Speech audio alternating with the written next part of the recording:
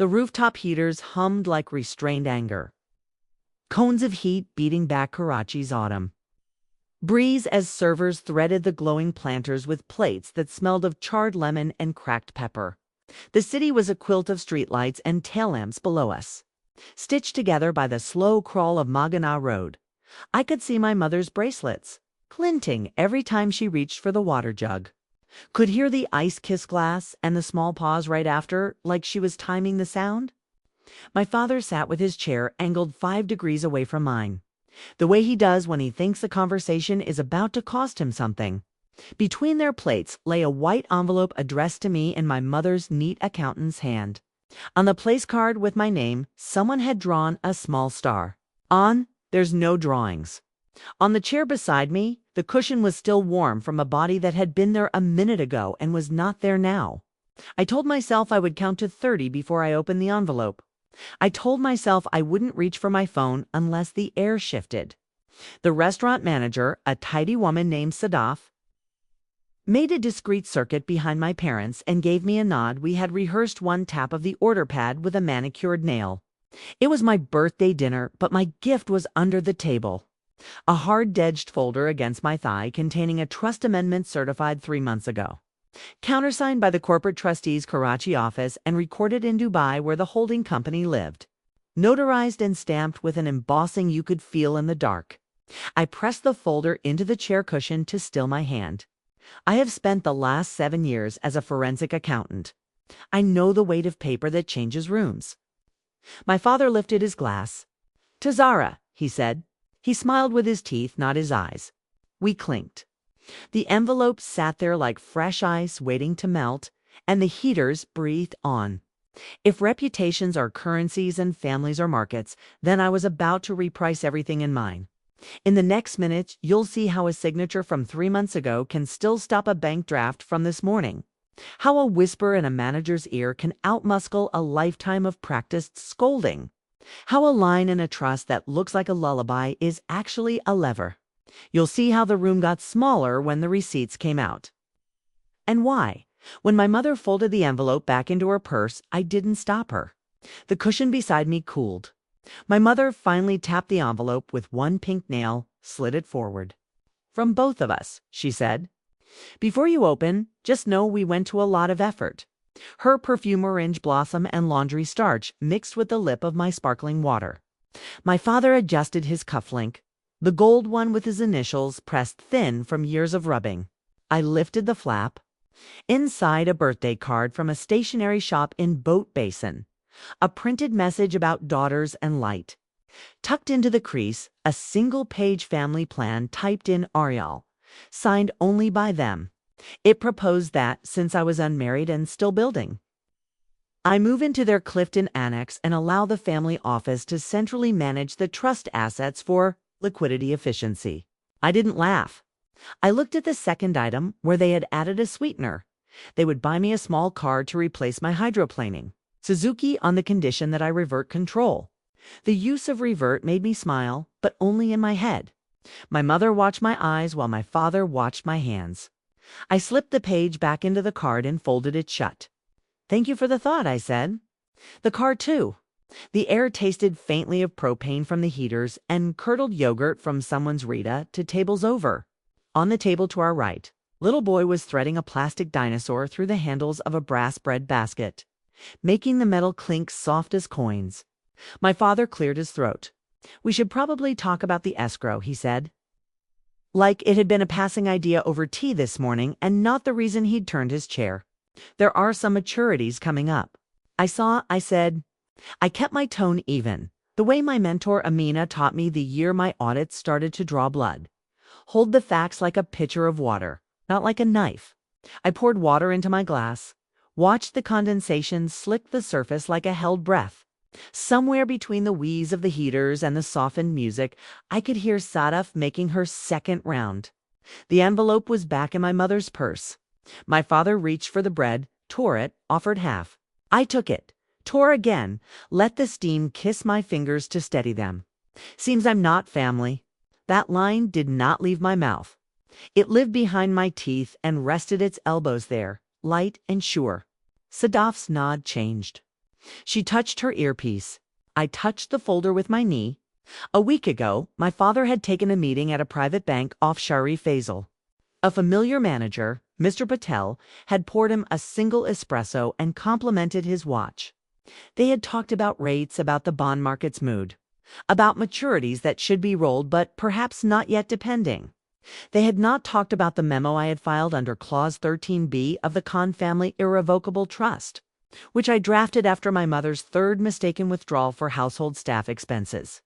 That clause gave the named successor trustee the power to seize distributions in the event of mismanagement. Defined as any transfer without dual sign-offs logged via the trust office portal. I wrote dual sign-offs after watching my mother sign my father's name with the same impatience she uses on her eyeliner. The city below us smelled like engine heat and burnt sugar. The salt from the sea crept inland and hung on the rim of my glass. My phone, face down, pulsed once against the white tablecloth. I let it pulse again. Sadaf set down the first course, and the silver clink was the first bell of the hour. My father leaned in. "We need to pull 240 from the short-term account for Malik's deal," he said. 3 days in and out. "We'll make you whole and then some." I looked at the card again as if it contained 300 pages of terms, as if I were still reading. The heaters thrummed. The lights twinned in my glass and then untwinned when I breathed. I broke the bread again and smeared the butter with an even stroke because uneven strokes annoy my mother. "I already reversed this morning's wire," I said. The dinosaur on the next table paused mid-bridge.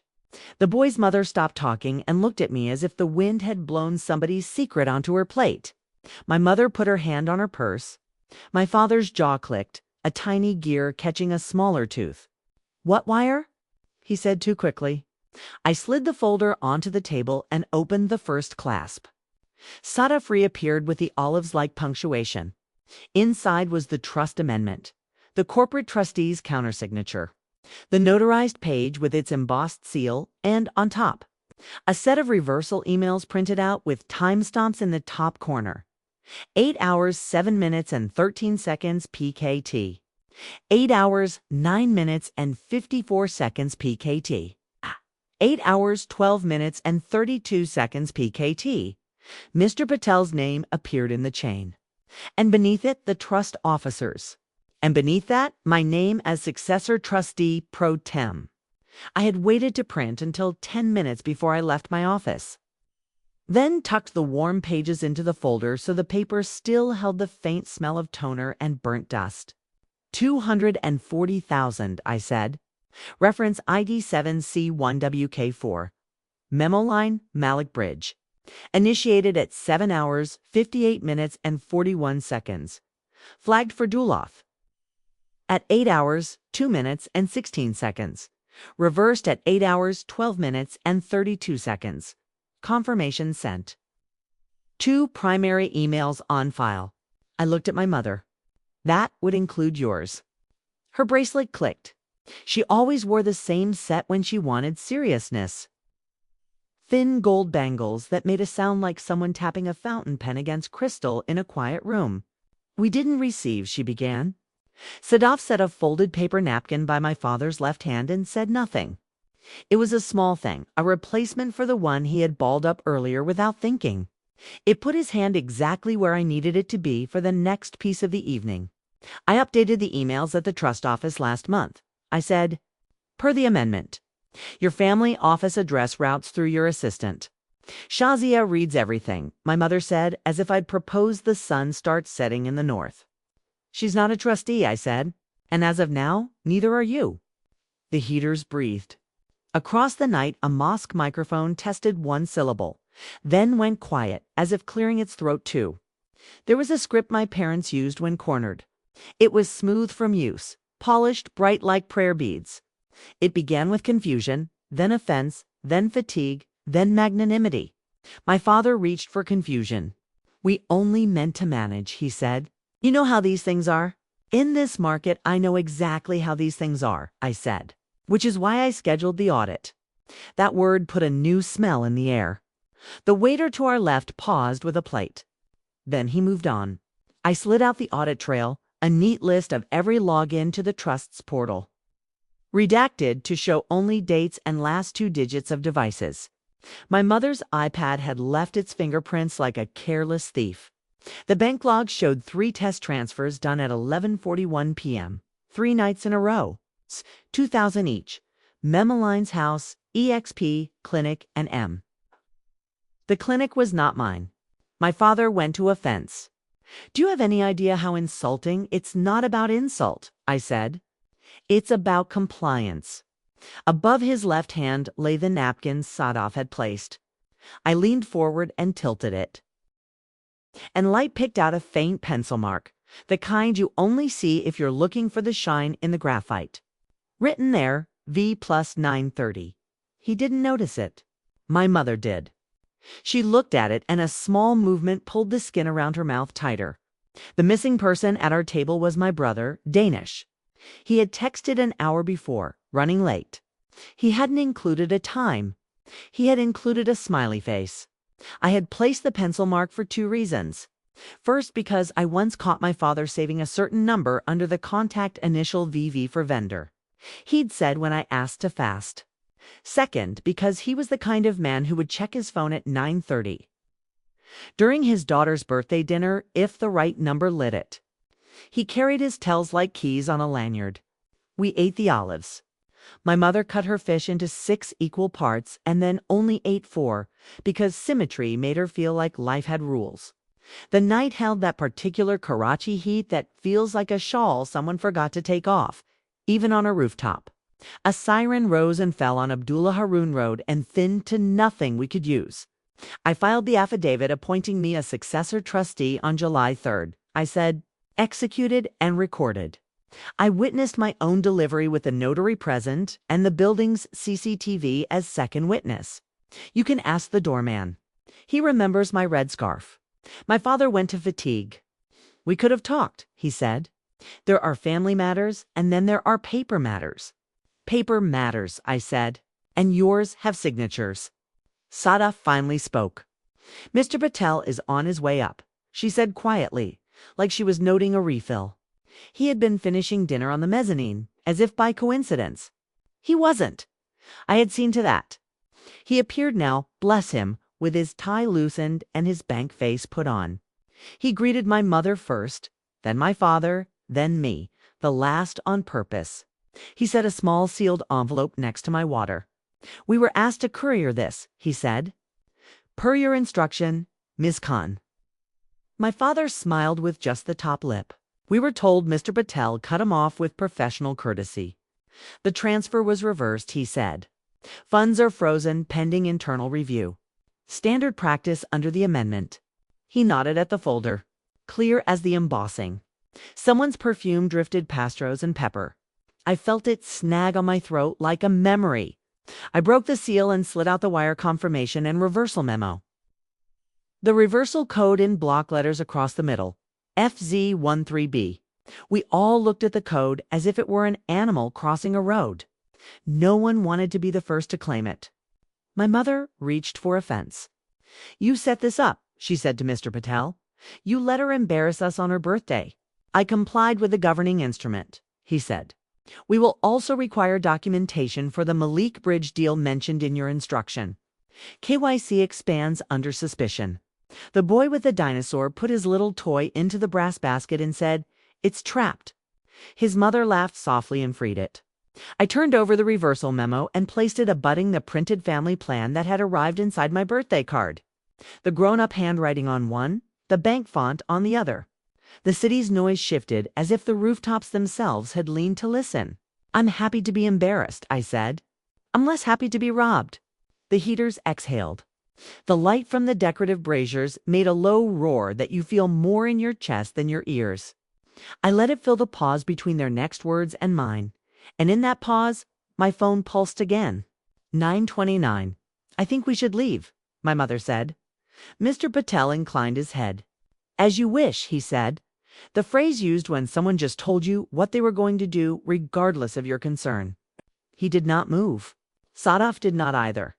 My father looked at the napkin, then at me. He lied easily, like most men who have been told since birth that their lies are just rearranged truths. There was no wire, he said. There was a proposal.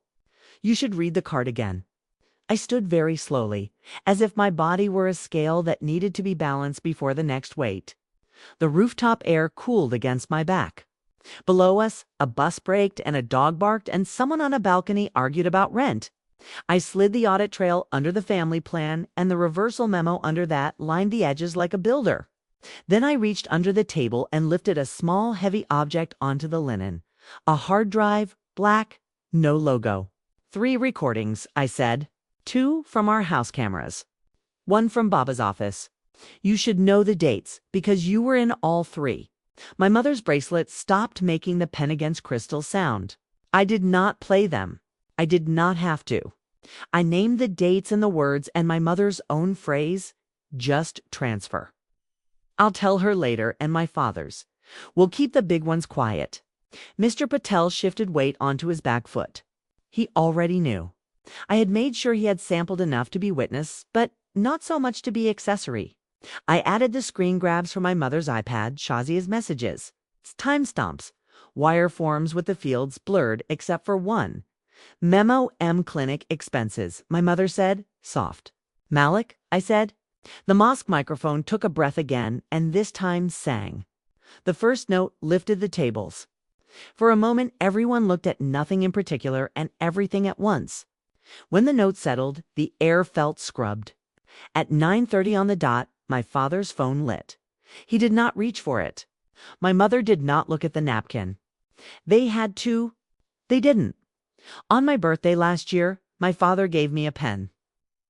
A heavy thing that left grooves on the pad of my finger after a day. He said, "You're a signatory now." He said it as if it were affection and not a key.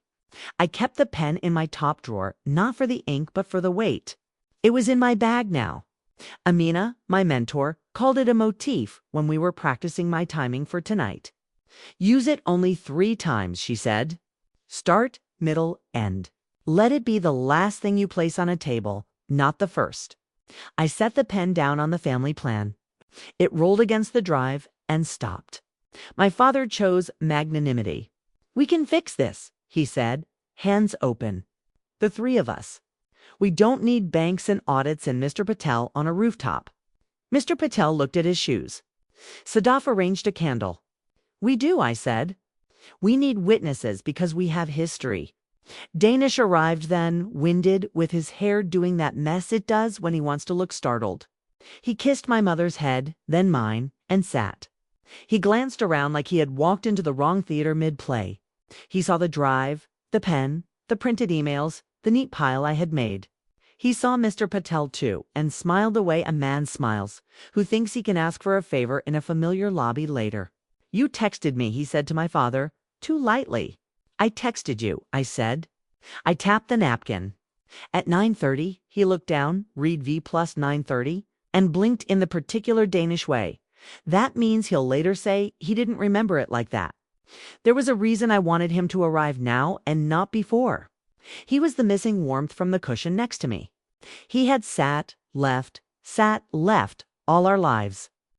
He had also 3 weeks ago signed a partnership deed with a man named Malik, whose idea of bridge financing included no bridge and very little financing. I slid out the deed, stamped, and filed. The ink was still blue enough to catch the light. I placed it on the pile and let the pen kiss the margin. Clause 6. I said to Danish. Joint and several liability on failed draws. You're on the hook with him. Baba tried to drop trust money into the hole. I plugged it. Danish blushed. It's a thing you don't get to see when men still think they're charming.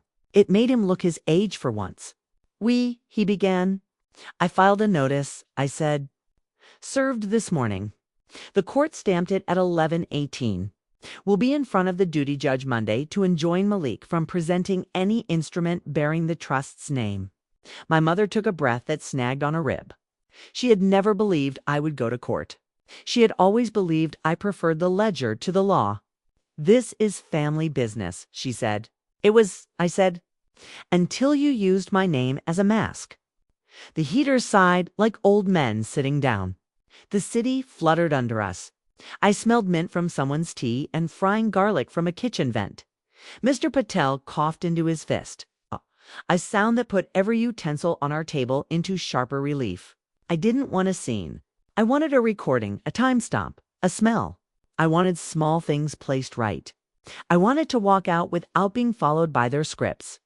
So I placed one more item onto the pile. A letter on the corporate trustee's letterhead, certified, addressed to me. It read, "Effective this date per clause 13B. Control is seized by the named successor trustee until such time as legal compliance is demonstrated by prior trustees." I did not read it out loud.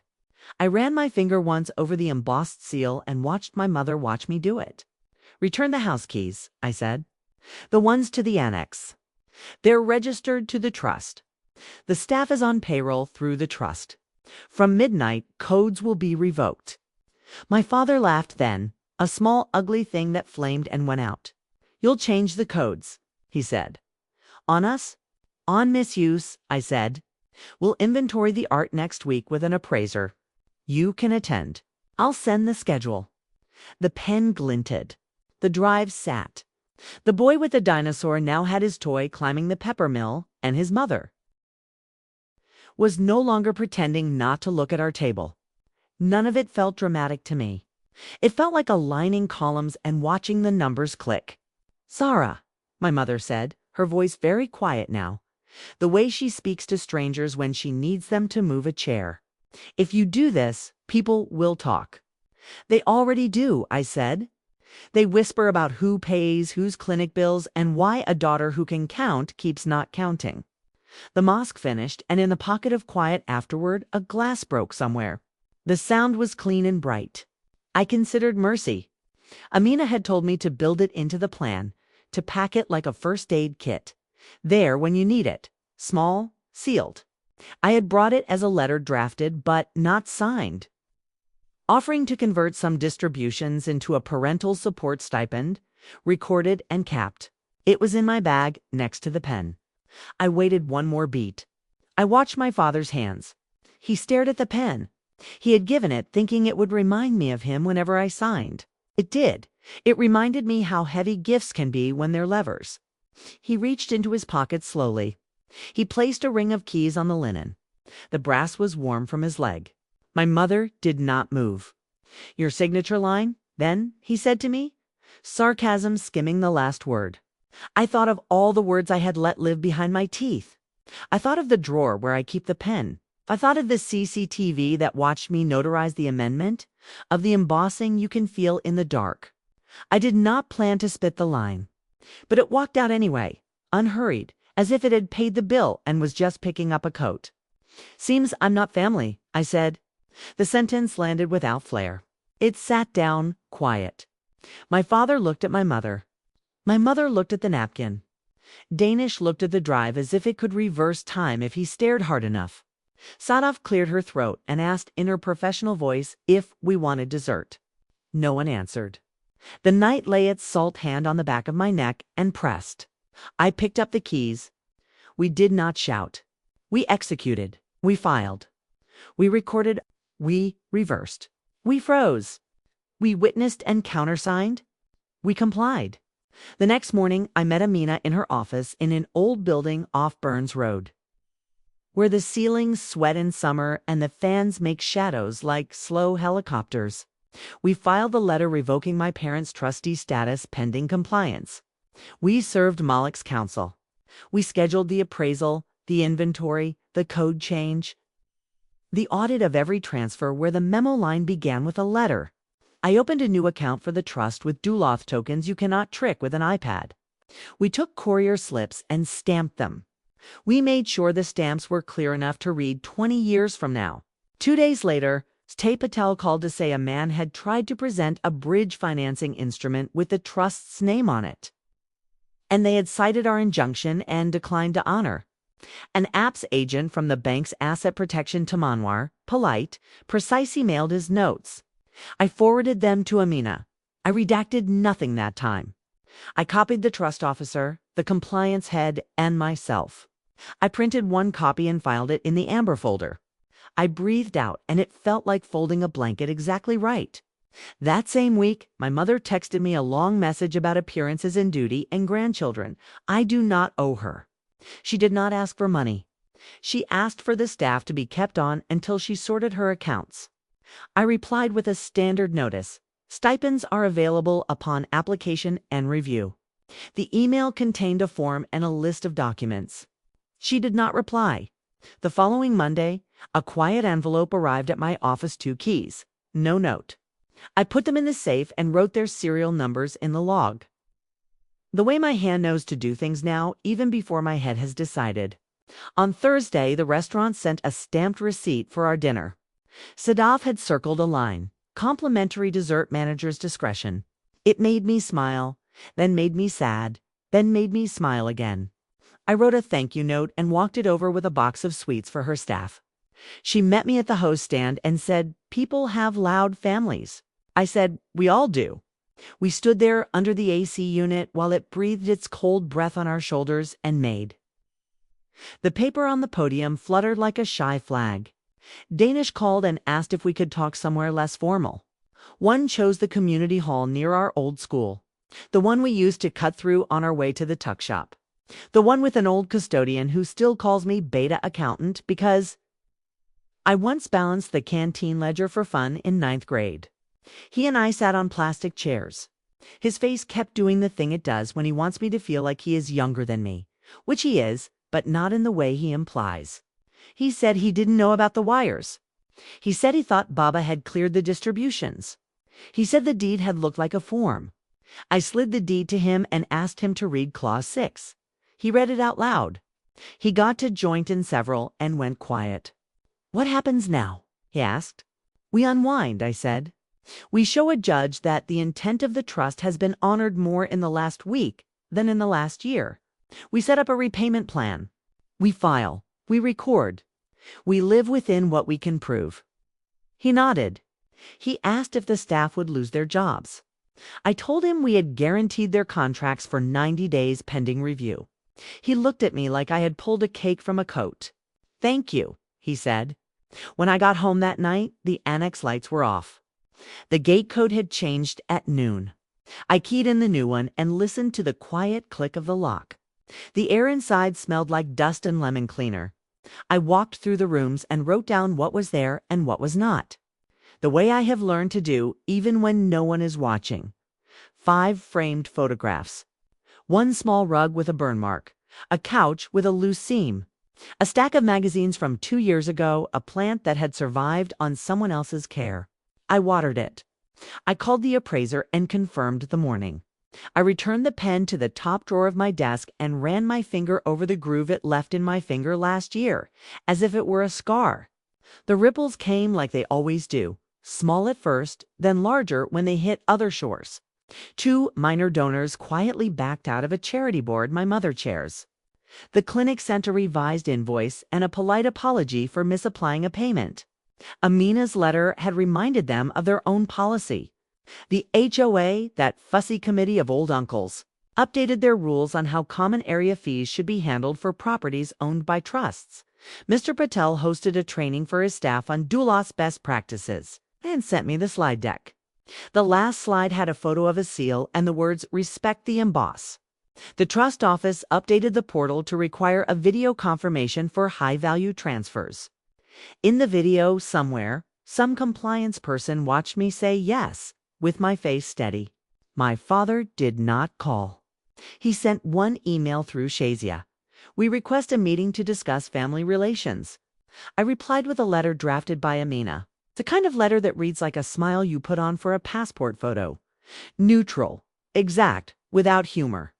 It explained that we would be happy to meet after the audit was complete and the appraisals recorded. It listed the topics we would discuss. It invited them to bring counsel.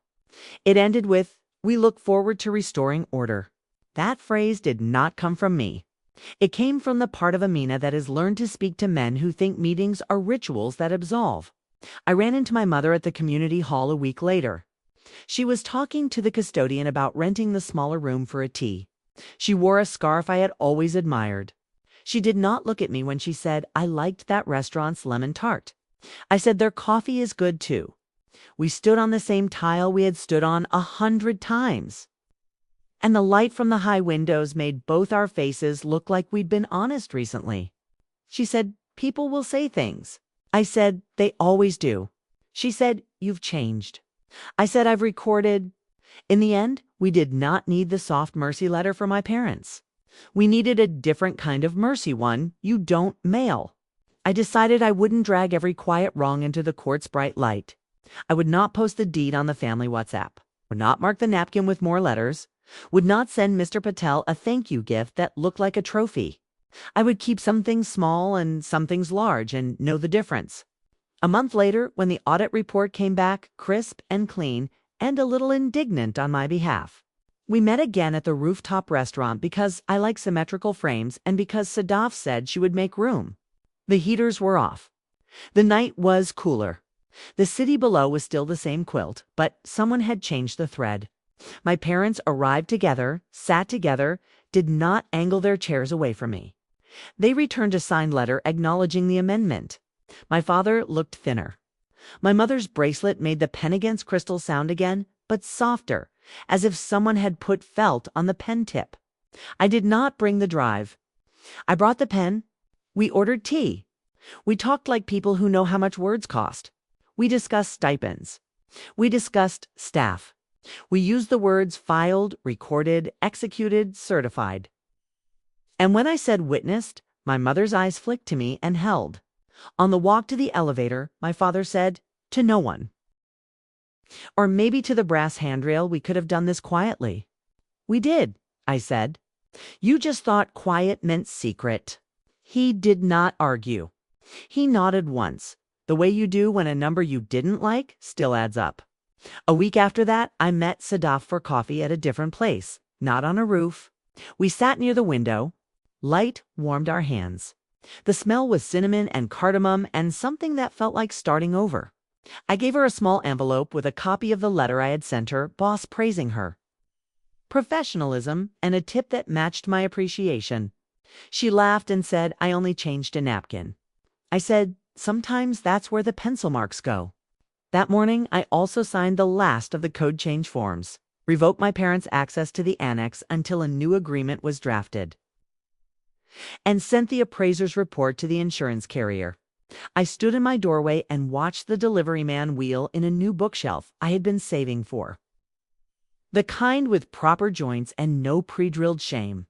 I put the audit reports on the top shelf and the ledger from 9th grade under that and the pen in the small dish beside them. I opened the window. The room breathed. At some point during all of this, I met a neighbor, a young teacher named Rafi, who was trying to navigate a landlord who preferred cash and also preferred to deny electricity exists for tenants. We worked through his lease at my kitchen table with tea and ruled paper. I showed him where to write received, where to write deposit, where to write notice. He left with a plan and a smile that didn't feel like borrowed money. He texted later that the landlord had suddenly found the meter. I put that text in a folder called Small Wins. It is growing. When I lay in bed at night, the room quiet except for the fan making its simple cut-through air, I think of the rooftop. I think of the napkin and the pencil and the envelope with its false kindness. I think of my mother's bracelet and my father's cufflink and the moment. The boy trapped his dinosaur in the basket and then freed it. I think of the smell of propane and lemon and the way the city sounds when a microphone tests a single note. I think of that first time I let the line walk out of my mouth soft. Not for them, for me. I think of saying it again and meaning something else. Seems I'm not family. Now it means I'm not the kind of family you can count inside your pockets. It means I'll carry the ledger like a lamp and not like a weapon until I need it to be both. It means I'll make a place for people who prefer receipts to rumors, who like their justice served on paper and notarized at the turnstile. It means that if you're at a table where someone slides you a card with love printed in a font that lies, you can open a folder on your lap and feel the embossing in the dark and know you can reverse what needs reversing. On my next birthday, I'm going to cook at home. I'm going to lay the table with the good plates that have no story attached except that they are strong and white and catch the light just so. I'll invite Amina and Sadaf and Mr. Patel's wife because she sent me a recipe for lemon tart that tastes almost like the restaurants. Maybe Rafi will bring the neighbor's electricity meter and a photograph, and we'll laugh. We'll eat, and at some point I'll go to my desk and take out the pen, just to feel its weight. And then I'll put it back, because that, too, is a kind of control. I'm not asking you to pick a rooftop or a courtroom. I'm asking you to pick a paper and a line, and the moment you slide it across a table and say, without heat, this is the record. If you've been sitting on a warm cushion waiting for someone to return, stand up. If you've got a pen, find the 3 moments it should touch the world. If this found you at your own table, pass it on to one person who needs it tonight. And if you've been holding your own receipts in the dark, tell me the one you're ready to bring to light.